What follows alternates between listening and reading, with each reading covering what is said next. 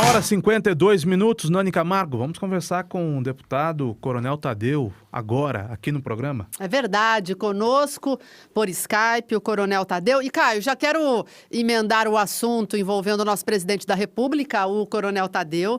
Ele é da base aliada do presidente e tem uma boa notícia. Rafa, se puder colocar a foto, o presidente Bolsonaro acabou de postar nas suas redes sociais. Olha, já está andando pelo hospital, então... Sem a sonda, Sim. Já caminha pelo hospital, pelos corredores do hospital. Tudo indica que vai, muito em breve, estar de volta ao batente, ao trabalho. Deputado, o senhor tem informações sobre o estado de saúde do nosso presidente? Boa tarde.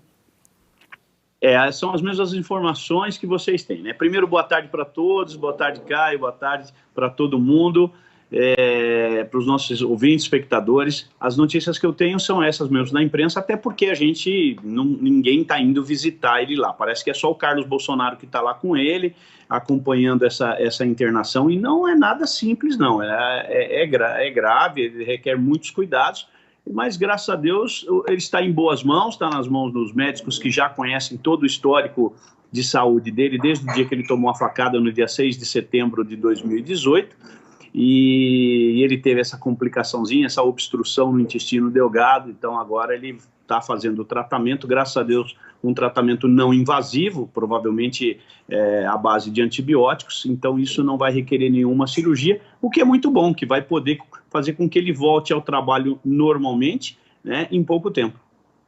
Tá, boa tarde. O presidente publicou uma foto no momento da internação, né, em que ele estava em uma maca, muito fragilizado.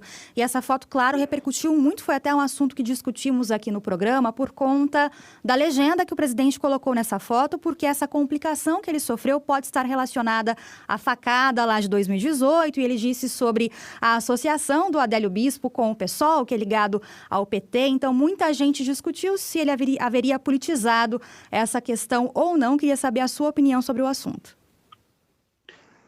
Olha, quem é político sabe muito bem, né? Eu não sou daqueles políticos que gostam de ficar publicando, né? Eu lembro que quando eu tive o Covid, eu até publiquei uma foto no Twitter com a máscara, né? Para dizer, assim, porque às vezes as pessoas duvidam, será que ele está com Covid mesmo? Então, vou lá e publico a foto. Então, publiquei a minha foto lá, eu estava com uma máscara, uma VNI, né? Ventilação não invasiva.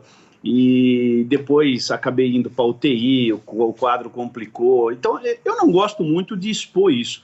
Mas, no caso do presidente, ele tem que publicar, porque um monte de gente quer saber, são milhões de pessoas que querem saber como ele está. Ele tem muitos seguidores, muitos adoradores, muitas pessoas que gostam dele.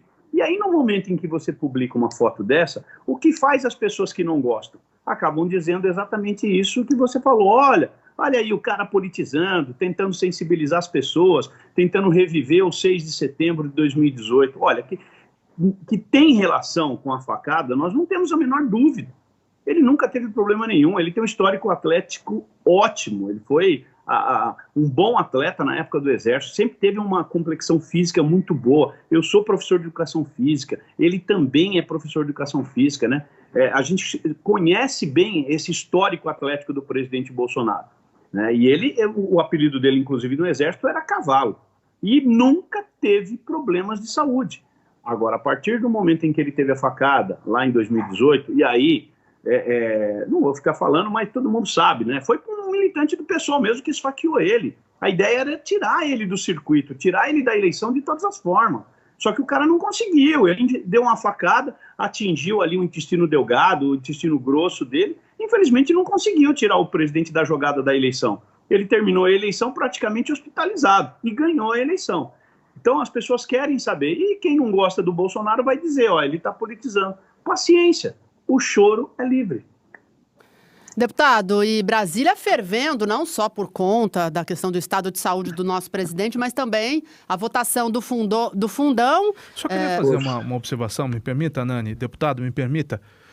Político age desse jeito, né, deputado? O senhor vem da polícia, elegeu-se deputado, mas da mesma forma que o presidente Bolsonaro dá publicidade ao seu problema de saúde e apareceu agora nessa foto que a gente acabou de mostrar, se recuperando no hospital, o ex-presidente Lula também fez discurso ao lado do caixão da ex-primeira-dama Marisa Letícia, né? a gente não pode usar de dois pesos e duas medidas, não é, deputado? Se for para criticar, então vamos criticar o comportamento dos dois, do ex-presidente Lula e do atual. Bem, ou Caio, então vamos entender que é do jogo, né? Isso, né? Eu sou muito justo. Eu nunca critiquei essa história do discurso dele ao lado do caixão. Olha, usou a morte da esposa, e depois acabou empurrando um patrimônio para ela, dizendo que era culpa dela algumas coisas que ele foi acusado. Né? Eu não faço isso. Eu não entro na vida pessoal dos políticos. Né? Eu entro nas atitudes dele como político, naquilo que interfere na profissão, teoricamente, no trabalho que ele escolheu para fazer. Agora, que infelizmente, você foi muito claro, né? O político, ele acaba usando disso, mas eu não vejo que o presidente Bolsonaro ele está fazendo uma provocação aos adversários. Eu entendo da outra forma, né? Com toda elegância, com toda a responsabilidade, eu entendo que ele está mostrando para os seguidores dele, para os eleitores dele, né? Eu vi em vários grupos bolsonaristas as pessoas fazendo corrente de oração e querendo saber notícias. Então, eu vejo por esse lado. Mas, infelizmente, o Brasil está muito polarizado, Caio, muito polarizado mesmo. E há o lado A e o lado B. O que o lado A fizer, por melhor que seja, o lado B não vai gostar. E vice-versa. Então, eu procuro ter todo o respeito, toda a serenidade para tratar esses assuntos e não misturar política com alguns aspectos pessoais, no caso que você falou do presidente Lula. Poxa, a dona Marisa morreu, que Deus a tenha, que Deus o receba. Agora, o que eu estou vendo, Caio, nas redes sociais é estarrecedor, meu irmão. É estarrecedor você ver determinadas pessoas fazendo comentários negros, né? Usando de humor negro de uma pessoa que está hospitalizada nesse momento. Não vou dizer que ela está doente, porque graças a Deus está doente, mas está se recuperando, mas fazendo humor negro, né? E eu não quero nem citar, que é para nem levantar a bola dessas pessoas. Deputado, como eu ia te perguntar, em relação ao fundão eleitoral de 6 bilhões de reais, queria que o senhor falasse sobre o seu posicionamento. O senhor foi às redes sociais, fez até um vídeo, mas é que a bancada bolsonarista, ou parte dela, votou a favor, criticou ao longo aí da discussão, mas acabou votando a favor e o senhor aí foi na contramão aí, né? Queria que o senhor falasse sobre o seu posicionamento em relação a essa polêmica proposta que está na LDO, que é a Lei de Diretrizes Orçamentárias. Olha, Nani, vou te falar uma coisa. Por uma felicidade do destino, eu sou membro da CMO, da Comissão Mista de Orçamento. E eu vou dizer para você claramente, os deputados, tanto da CMO como os deputados em plenário, foram tolhidos da vontade de manifestar o seu voto contra o fundo eleitoral. E vou dizer para você que o que aconteceu ali foi uma armadilha regimental, onde todos os deputados não puderam se manifestar. Você sabe muito bem que quando há um tema muito polêmico como esse, que é um aumento de 2 bilhões para quase 6 bilhões de reais, Nani, isso é um verdadeiro absurdo. Isso é um assalto ao dinheiro do contribuinte. É você escarrar na cara do contribuinte fazendo um aumento de 200%, que já é altíssimo 2 bilhões. Você imagina subir isso para quase 5,6 bilhões de reais. Não tem cabimento, não tem senso. É uma falta de responsabilidade absurda. Mas eu vou procurar esclarecer para você aqui bem rápido, né? E eu vou, inclusive, né, mostrar para você aqui esse aqui é um videozinho do momento em que eu estava na CMO, que eu acabei de postar no meu Twitter, mostrando a minha indignação com relação a isso que o deputado Juscelino Filho colocou na LDO, aumentando de 2 para 6. Na CMO, a gente já não teve oportunidade de votar. Nós não tivemos. Uma coisa é você votar a LDO. A LDO eu tenho que votar sim.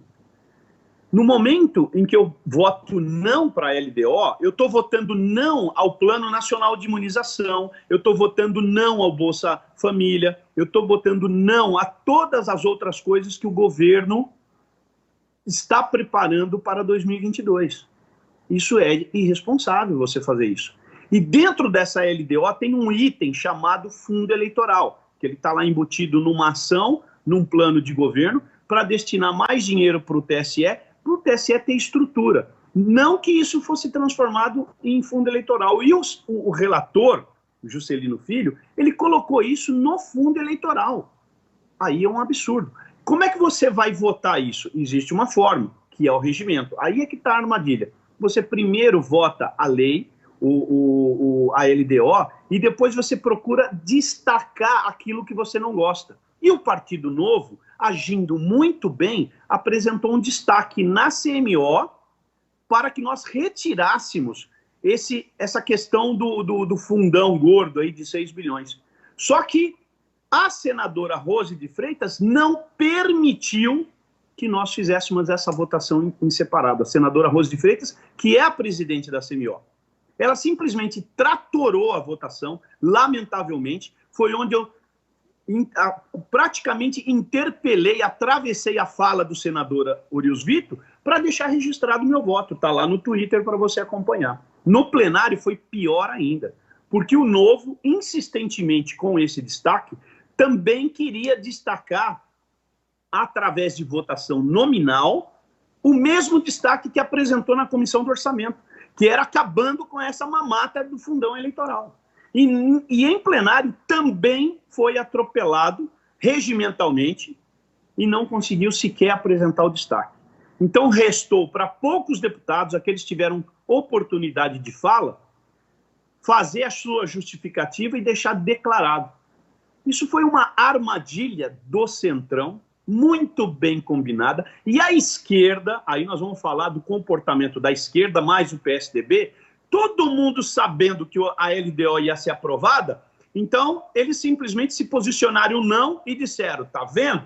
Nós votamos contra o fundo eleitoral. Agora, Nani, agora, Caio, e agora, Tayla, o que eu vou exigir do PT? Já que votaram não ao fundo eleitoral, que abram mão de 600 milhões de reais o ano que vem e para de ser safado. Eu quero ver se o PT vai depositar, como o Partido Novo faz, 600 milhões de volta na conta do Tribunal Superior Eleitoral. Aí eu vou acreditar que essa hipocrisia que eu vi ontem, ela não é hipocrisia, ela é verdadeira. Vamos cobrar dos partidos de esquerda, PSDB, PDT, Rede, PCdoB, PSOL e Partido dos Trabalhadores, que depositem o dinheiro correspondente. O PT tem o maior fundão eleitoral. Ele deverá receber o ano que vem quase 600 milhões de reais. Então eu quero ver o comprovante de depósito do tesoureiro nacional do PT, depositando dinheiro de volta na conta do TSE. Aí eu vou dar valor. Aí eu vou dizer, esses caras são bons mesmo.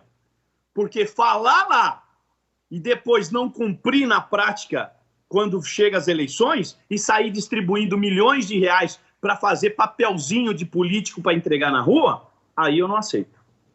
Deputado, outro assunto em pauta também na Câmara é a questão da PEC do voto impresso auditável, né? Hoje a Comissão Especial da Câmara vai discutir o texto da proposta e a expectativa é que o texto não passe, porque a maioria dos deputados que integram a comissão já disseram que não haveria um tempo hábil para implantar o voto impresso para as próximas eleições. E o senhor defende o voto impresso auditável. Eu queria saber também a sua opinião sobre essa PEC. Haveria, de fato, tempo de implantar? O senhor acha que essa é uma decisão técnica ou política, né, o fato dos deputados não quererem a aprovação desse texto?